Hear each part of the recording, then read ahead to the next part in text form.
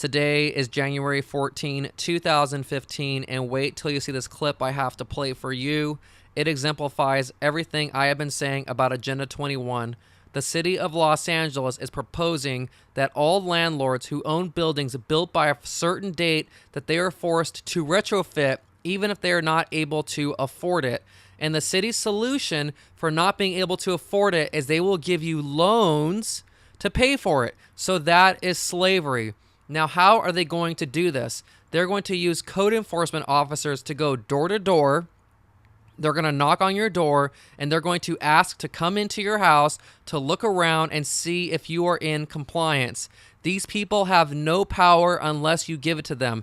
They are not legally allowed to come into your house unless you let them. So do not give them that power. Do not let them in your house, because letting them in your house will do absolutely no good for you. It will cost you money, and it could potentially cost you your livelihood.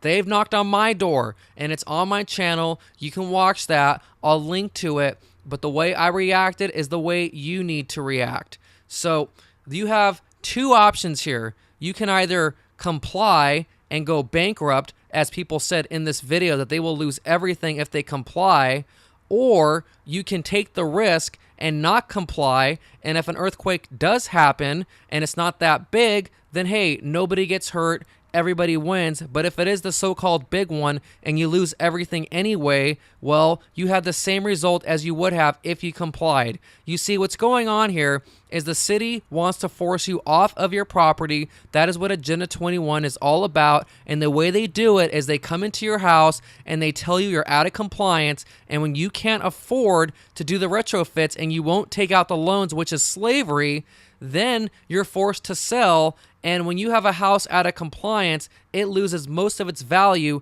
and most people will not buy a house out of compliance because they don't want to do the work. So the government buys it, and that's when they take your land and bulldoze your property and make it into a nice wildlands park. Now, there's this lady that you could see here. The way she responds to all this is the way you should not be responding.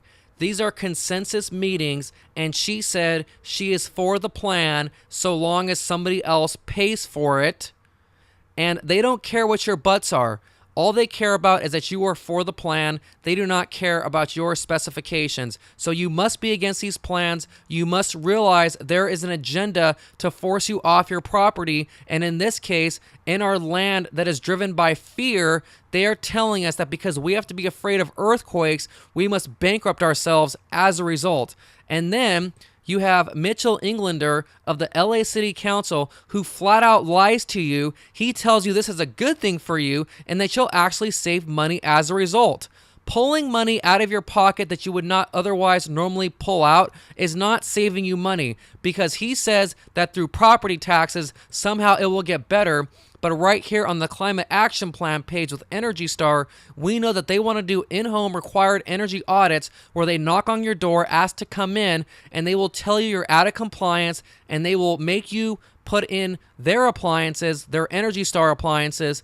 If you can't afford them, they will give you loans, and the loans will be collateralized against your property, which will increase your property taxes, which directly contradicts what Mitchell Englander is telling us. This is doublespeak. He's a liar. This is not good for us. Them trying to do this to make everyone retrofit is specifically designed to bankrupt you, to put you into bondage with their loans, and to force you off of your property. So do not support this plan. And remember, when they knock on your door to come into your house, they only have power when you give it to them. So here's the clip.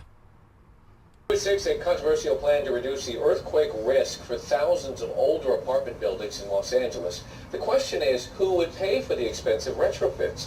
Eyewitness News reporter Carlos Guanda tells us there could be a serious impact on landlords and tenants, and he's live in North Hollywood.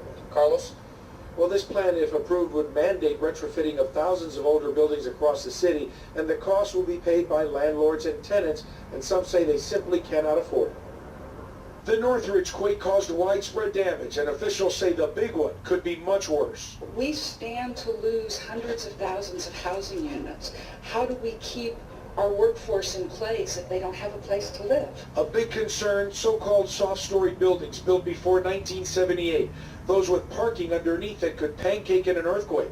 There are 16,000 of these buildings, and retrofitting is expected to cost hundreds of millions of dollars. If you're willing to pay for this retrofitting, I'm all for it. I don't have the money, and I'm willing to go to jail.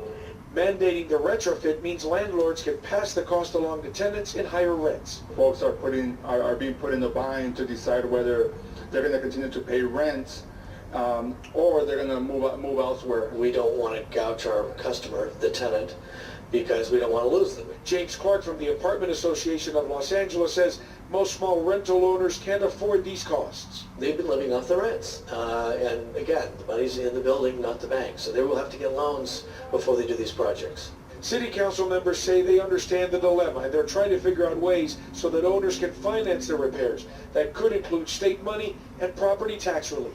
It's to give the property owners a tax incentive, a tax credit, if you will, off of their property tax bill if they show and they can prove they've done the retrofitting work. And Los Angeles isn't the only city with these older buildings. They're all over the state. That's why several city council members are going to Sacramento next week to try to figure out a statewide solution to try to pay for these upgrades. Reporting live from North Hollywood, I'm Carlos Grande, ABC 7 Eyewitness News.